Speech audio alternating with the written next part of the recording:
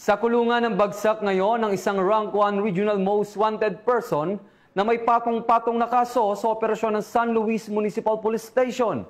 Yan ang tinutukan ni Patrolman Joshua Cruz.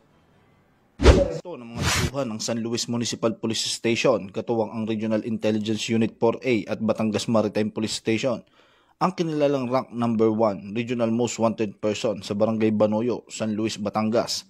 Ang akusado ay kinilala na si alias Charlie, 48 taong gulang, may asawa at residente ng Taal, Batangas.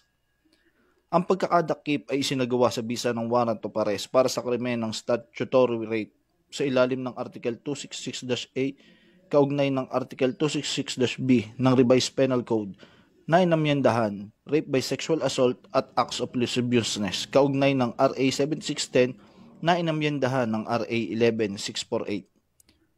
Ang warrant ay inilagdaan at inisyu ng Executive Judge ng RTC Port Judicial Region Branch 5 na may petsang Oktubre 21 taong kasalukuyan.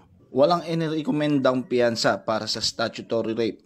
200,000 naman ang inirekomenda para sa rape by sexual assault at 180,000 bawat isa para sa tatlong bilang ng acts of lasciviousness.